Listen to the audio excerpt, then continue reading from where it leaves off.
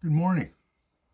It is Thursday, September 4th, 2025, and I'm just checking in. This is Brian with Silver Health Quest. In case you're new here, I'm 59 and a half years old, heading towards my 60th birthday, and I just want to maximize life. I am heading down from a high of over 300 pounds, and this week I stayed under 240 pounds for the first time in a long, long time. Um, I am low carb, keto, and utilize Monjero uh, to control my blood sugar and help with the weight loss. Um, so, checking in today just to say hi because it's been about a week. This is the first time I'll be filming in my office. Welcome to the headquarters. Um, and I want to talk about the unpredictability of the scale. If you've been on any kind of weight loss journey, health quest, you understand that the scale doesn't always equate to what you've been trying to accomplish.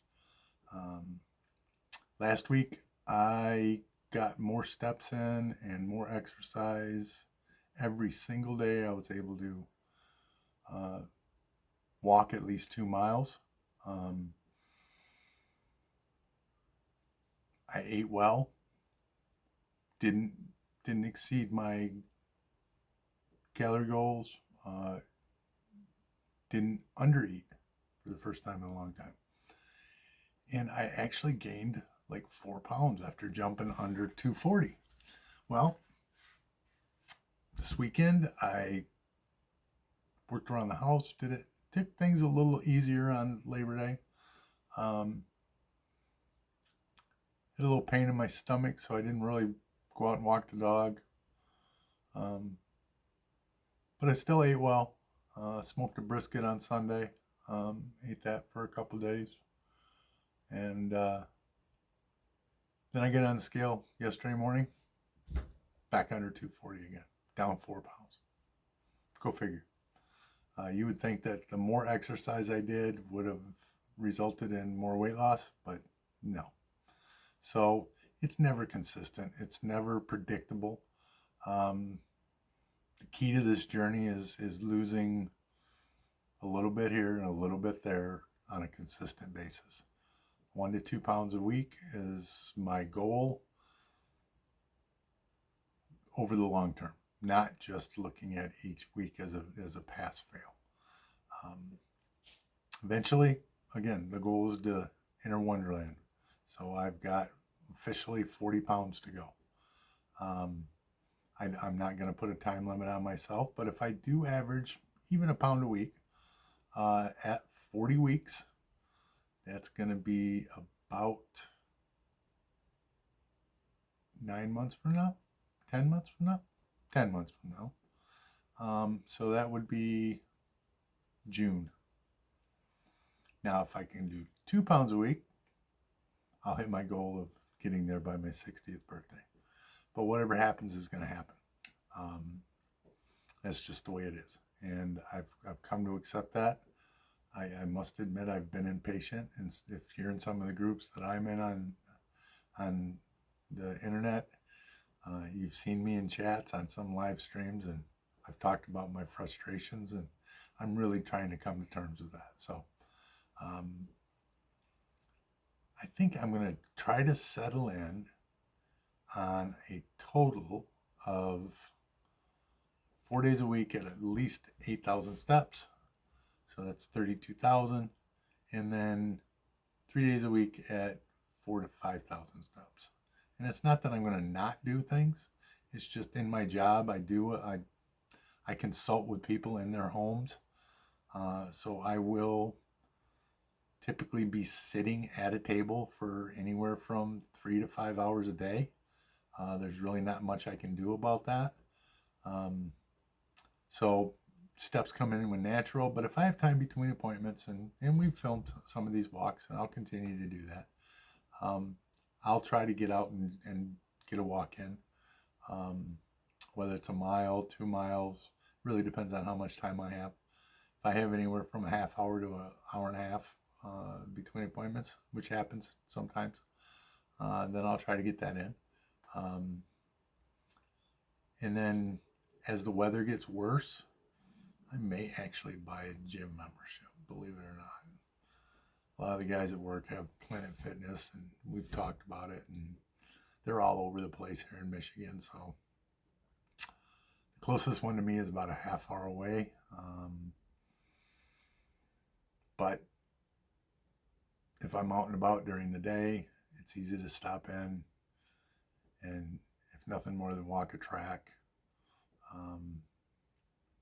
I do have a treadmill at home, so when the weather gets crappy, I'll be able to get on the treadmill. As a matter of fact, I also have an order track bike that I picked up from my neighbor when they were moving, and lo and behold, it works. Now, I'm not going to spend $100 a month on the membership for it, but I can use it, and I'll do that, do my treadmill. And then I'm thinking about getting some more weights. I have some kettlebells that I get in my sauna and do in the sauna. But I'm thinking about doing a little more actual weightlifting, and that's where the Planet Fitness comes in. Do I buy a few $100s worth of weights, or do I spend 20 bucks a month and use somebody else's? That's the question. But we'll figure that out as we go. Now, I've also been doing some other thinking. And I know I don't have a ton of viewers around here. I think I just hit 10 subscribers. So if you want to see this video, if you're new to the channel and YouTube sucked you in and showed you my video, go ahead and subscribe. Because you know what? There's a lot of us. Think about it. If you graduated from high school anywhere from 1982 to 1985, we're getting ready to turn 60 if we didn't already just turn it. How many of you were like me that never thought you'd get here? But now that we're here, we want to make it last. We want to get to 80. My mom will be 80 in March. My father is 82. Man, we still got a lot. We got a lot to live for. And what we don't want to do is get in a situation where it's painful to age. I want to be able to go up and down the steps when I'm 80.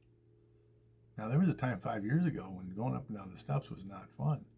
And I'll be honest with you, I'm dealing with it a little bit with my wife. She's a few years older than me. She'll be 64 next year in January. And she's already having a hard time getting up and down steps. So we need to build muscle. We need to eat lots of protein. And we need to lift heavy things from time to time. Lift heavy things. Now, me personally, I'm trying to do squats. I'm doing wall sits, which I've never done before. And I've watched these videos and, the wall set is the greatest thing. I got to tell you, I thought it was going to be easy. Yeah, not so much. But now I can do a wall set in my sauna and do curls with a 10-pound weight, which I know is not impressive, but it's what I have. And I can hold that for, I think, 45 seconds is the most I've been able to hold it for while doing curls. But a year ago, 2 years ago, I know for a fact before my heart attack back in 2022, not a chance. 10 seconds, maybe. So we're making progress, and that's what it's all about. So I guess my question to you is, leave a comment. What do you do to get some movement in? what do you do to try to build your muscle mass? I'm going to do a video here real shortly, quite frankly, as soon as I figure out how to do it, because I don't know how,